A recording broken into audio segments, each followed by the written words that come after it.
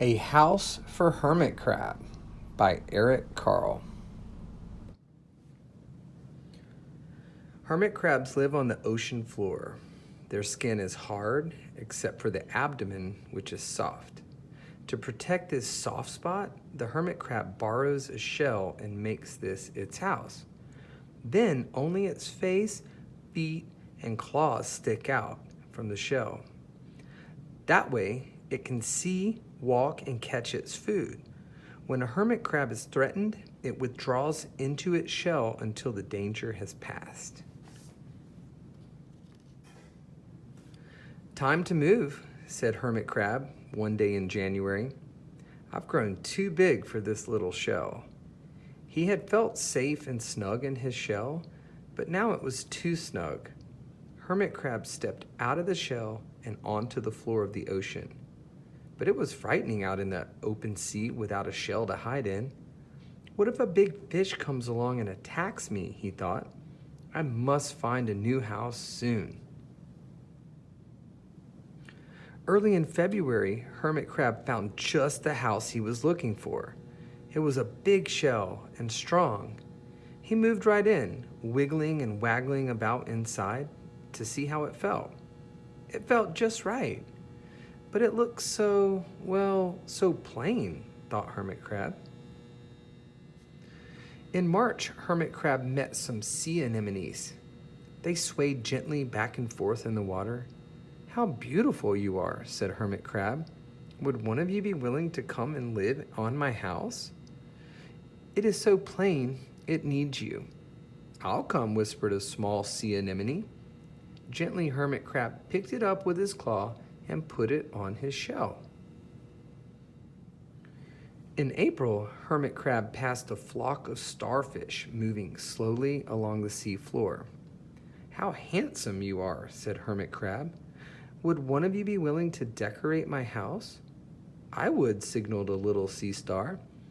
Carefully, Hermit Crab picked it up with his claw and put it on his house.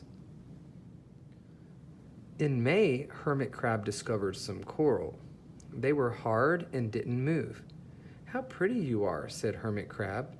"Would one of you be willing to make my house more beautiful?"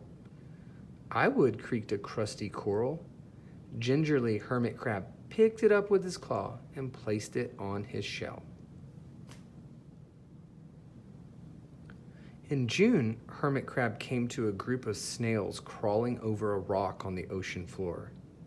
They grazed as they went, picking up algae and bits of debris, and leaving a neat path behind them.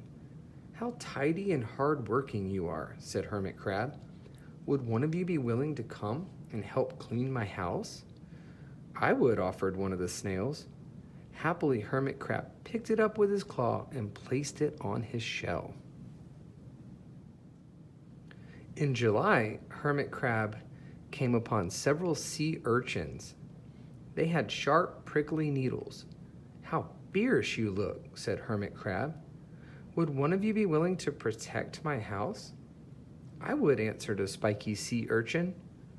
Gratefully, Hermit Crab picked it up with his claw and placed it near his shell.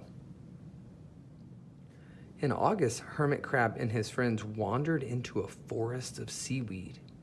"It's so dark in here," thought Hermit Crab. "How dim it is," murmured the sea anemone. "How gloomy it is," whispered the starfish. "How murky it is," complained the coral. "I can't see," said the snail. "It's like nighttime," cried the sea urchin. In September, Hermit Crab spotted a school of lanternfish darting through the dark water. "How bright you are," said Hermit Crab. "Would one of you be willing to light up our house?" "I would," replied one of the lanternfish, and it swam over near the shell. In October, Hermit Crab approached a pile of smooth pebbles. "How sturdy you are," said Hermit Crab. "Would you mind if I rearranged you?" "Not at all," answered the pebbles. Hermit Crab picked one of them up by his claw and built a wall around his shell. "Now my house is perfect," cheered Hermit Crab. But in November, Hermit Crab felt that his shell seemed a bit too small.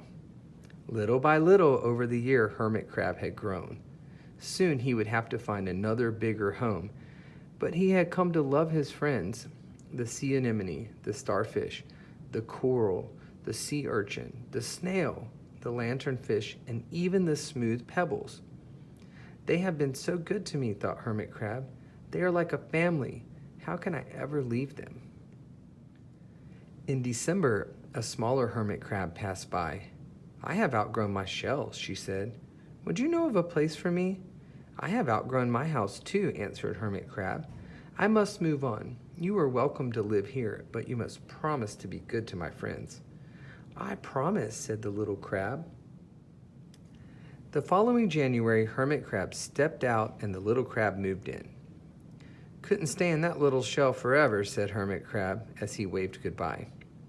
The ocean floor looked wider than he had remembered, but Hermit Crab wasn't afraid. Soon he spied the perfect house, a big empty shell. It looked, well, a little plain, but sponges, he thought, barnacles, clownfish, sand dollars, electric eels. Oh, there are so many possibilities. I can't wait to get started.